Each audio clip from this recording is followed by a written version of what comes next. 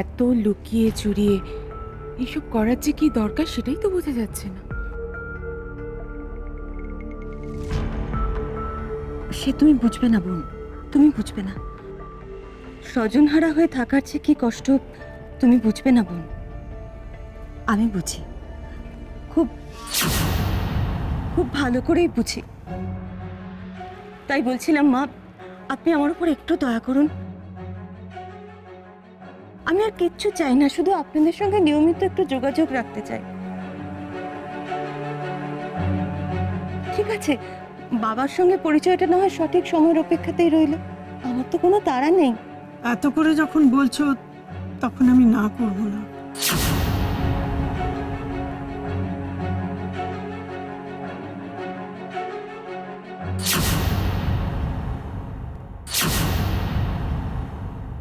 ঠিক অনুমতি আদায় করেই ছাড়ল।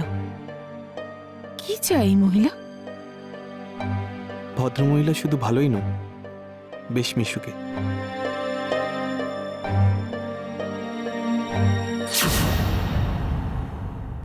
কোথায় কোথায় পালিয়ে পালিয়ে বেড়াচ্ছ? গঙ্গা গঙ্গা গঙ্গা।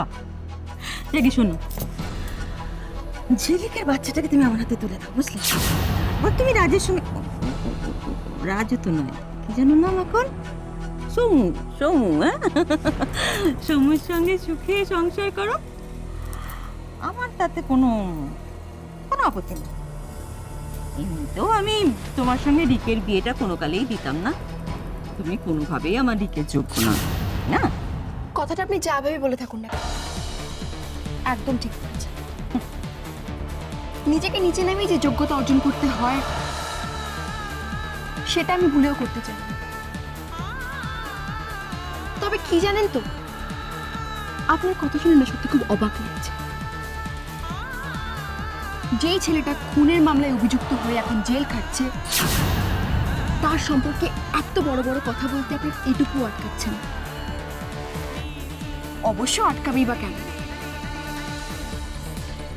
দুদিন বাদে হয়তো আপনিও সেই জায়গায় গিয়ে পৌঁছতে পারেন। যে এই বড় করে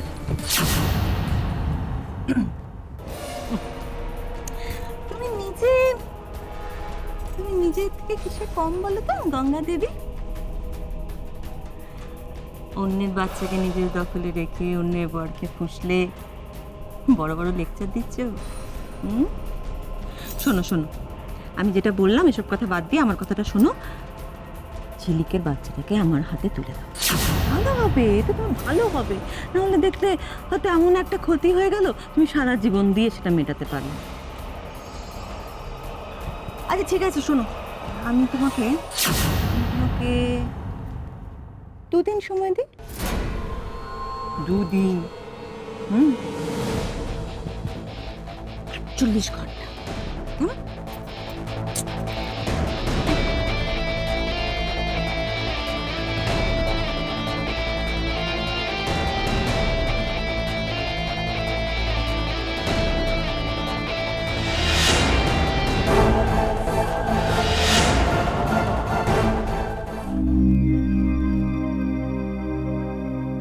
আজ আসি মা। সাবধানে যেও। ঝিলিকরা কোন ঘরে থাকে সেটা তো দেখা হলো না। না, আজ এই অবধি থাক, আবার তো আসবো, তখন দেখা যাবে। আপনিও ভালো থাকবেন, একদম দুশ্চিন্তা করবেন না। আপনার অনুমতি না পেলে আমি বাবাকে আমার পরিচয় জানাবোই না। আসি।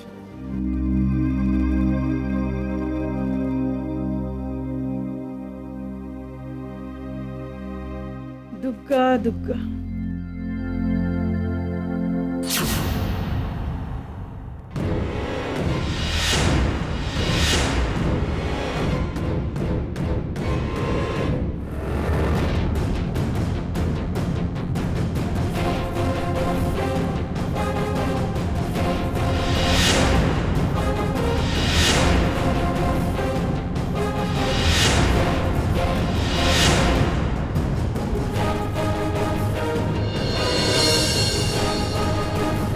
তোমার কাছ থেকে এই ভদ্রতাটা আমি এক্সপেক্ট করিনি, সত্যি করিনি, তবে পেয়ে বেশ ভালো লাগে।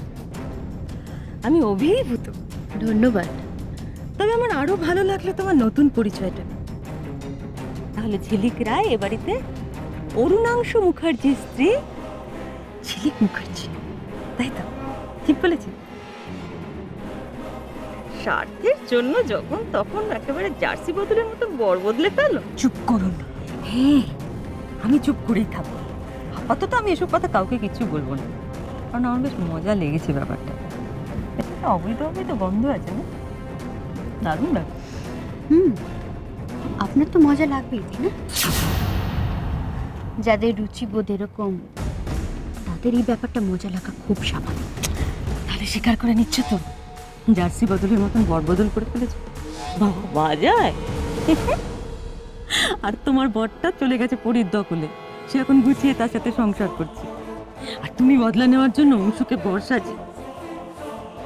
এই অংশের সাথে বিয়েটাকে সেরেই ফেলেছো নাকি?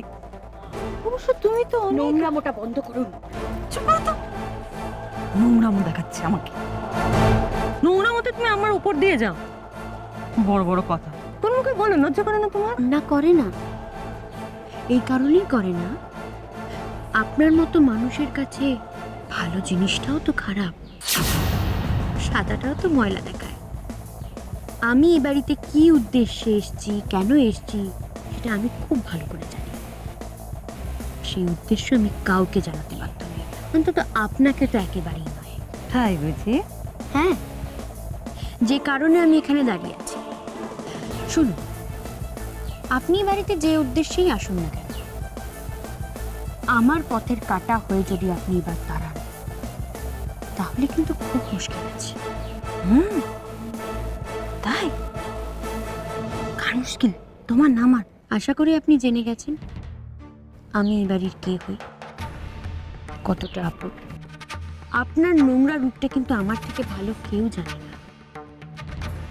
চাইলে কিন্তু আমি এক্ষুনি সবার কাছে জানিয়ে দিতে পারি। আশা করি তুমিও এটা জেনে গেছো আমি এ বাড়ির কে হই।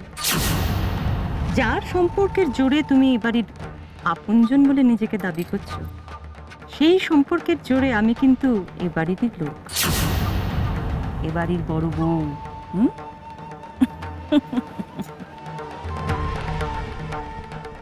তোমাকে দেখে না আমার সত্যি দয়া হচ্ছে, ভীষণ দয়া হচ্ছে। সারাটা জীবন আপনজন আপনজন করে হেঁদিয়ে তো মরলি, অথচ দেখো সব থেকে আপনজন মা, সে তো ধরো এখন নিজের মা পাস্ট টেন্স, তোমার পাতানো আপন মা, সেও তোমার এই বিপদ দেখে দিব্য কেটে পড়েছে। তারপর তোমার আপনজন তোমার স্বামী, সে অন্যের দখলে চলে গেছে। আরো আপনজন নিজের সন্তান, ওই ফুটফুটে মেয়েটা, তাকেও তো পরি কেড়ে নিয়েছে, যাকে তুমি ভীষণ আপন বন্ধু মনে করতে। আরে এরকম আপন জনের থেকে তো শত্রুও ভালো, যেমন আমি। এরপর তোমার ওই ফিরে পাওয়া বাবা সমরেশ চ্যাটার্জির সঙ্গে তোমার সম্পর্কটা আমি চিরতরে কেটে দেব। তোমাকে সর্বশান্ত না করলে আমার শান্তি নেই, বুঝেছ? অবশ্য সমরেশ নিজেই হয়তো ঘেন্নায় মুখ ফিরিয়ে নেবে তোমার গুণপনার কথা শুনলে। তোমার ওই নোংরা মুখের বাবাটা শুনতে চাইবে না, ঘেন্না করবে তোমাকে, ঘেন্না হবে না মিসেস চ্যাটার্জি, আমি কখনো হতে দেব না।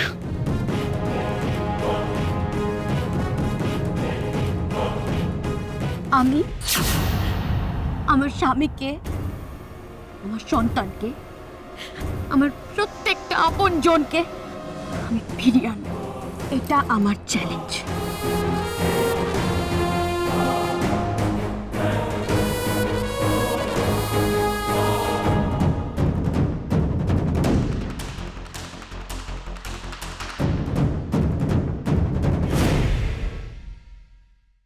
বলছিলাম, তোমার কোনো বিশেষ পছন্দ আছে? কার জন্য? গঙ্গার জন্য তো আমরাই আছি, আমি তোমার কথা জিজ্ঞেস করছি।